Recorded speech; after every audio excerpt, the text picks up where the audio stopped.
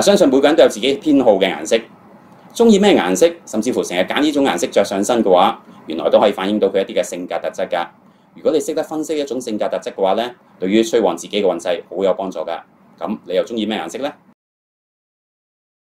嗱，先講嘅係灰色。灰色咧喺顏色心理學上嚟講係屬於中性而且低調嘅顏色。嗱，中意以灰色作為主要服飾配搭嘅人，一般性格上咧同呢種低調嘅性格都有啲似㗎。首先呢一類人都有一種務實、穩重、唔中意張揚嘅特性，而且咧追求理性，喺邏輯思維上比較多咧用客觀去分析，所以容易俾人一種咧可靠性同埋信得過嘅感覺。呢樣咧就好似孔子思想所講嘅中庸之道一樣。嗱，性格中庸，唔張揚，重視內在價值多過外在嘅表現就係重點啦。嗱，不過缺點方面就係唔善於表達自己，特別係自己內心世界，所以咧容易會壓抑情感，唔識得自我放鬆啦。嗱，第二個要講嘅就係紫色啦。紫色咧喺顏色心理學上嚟講，一般咧會被視為高貴嘅氣質，甚至咧帶啲神秘嘅象徵。而且中意以紫色作為主要服飾嘅人，通常咧都會比較浪漫而且神秘㗎。佢哋咧好多時都有啲藝術家嘅氣質，談吐舉止相對嚟講都會優雅啲，而且咧中意低調嘅奢華，注重咧精神層次上嘅追求。另外啦，呢一類人雖然感情比較豐富，但係性格同樣都比較內斂，唔會輕易咧俾人知道佢內心世界。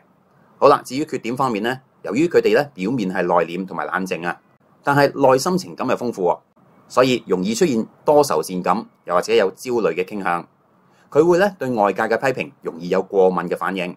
所以總結嚟講，可以算係一個咧外冷內熱，而且咧帶啲矛盾嘅人啦。嗱，跟住落嚟講嘅係卡其色，佢喺顏色色系上帶有中性，原因在於咧佢源自大自然中嘅土性啊，一般咧帶有低調、穩陣或者沉鬱嘅氣質喺度，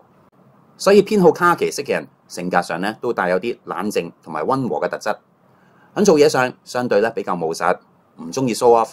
唔中意搶風頭，所以可以算係重視實際功能，而唔係重視門面嘅人。嗱，正如頭先所講啦，卡其色咧帶有中性啊，所以中意呢種顏色嘅人，一般咧都會重視生活嘅規律，尤其係可以自己掌控嘅生活節奏，追求咧一定程度上嘅安全感。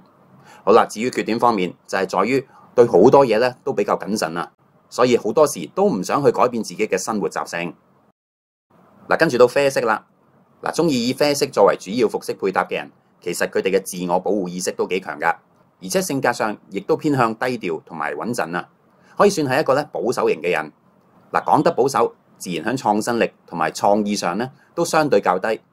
嗱，至於喺做嘢又或者同人交往上面啦，嗱，佢哋咧好多時都唔中意張揚，即使佢係一個老闆又或者一個話得事嘅人，佢哋咧都會盡量保持低調，所以咧亦都可以算係一個隱形嘅決策者。嗱，其實啡色呢種顏色咧，五行上帶有土性，同易經卦象中嘅坤卦好似。坤卦咧五行上都係屬土，佢帶有一種咧好大嘅包容性同埋資源整合力，所以啡色咧好多時會俾人一種可信啦、誠實嘅感覺。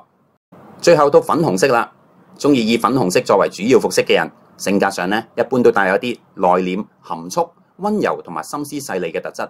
尤其係對愛情又或者對生活，經常咧都抱有一種浪漫想像嘅特性，所以呢種顏色咧特別受女仔歡迎㗎。另外喺顏色心理學上嚟講嘅話，粉紅色容易俾人有一種友善、親和力強、容易接近，而且冇乜帶有攻擊性嘅感覺，所以對於人際交往又或者感情上特別有幫助。嗱，至於缺點方面咧，就係中意粉紅色嘅人，佢哋同時都有一種咧追求美好事物嘅心，甚至咧可以算係一個追求完美主義嘅人，而且咧個人嘅儀式感好重。每受到人哋批評佢嘅時候，佢就會容易有好大嘅打擊，甚至咧影響埋自己嘅情緒。如果大家有興趣睇到我哋更多嘅風水命理、面相、掌相同埋易經嘅節目，歡迎咧 subscribe 我哋嘅 YouTube channel 同埋撳埋呢個鐘仔，仲可以 follow 埋我哋嘅 IG 同埋 WeChat 㗎。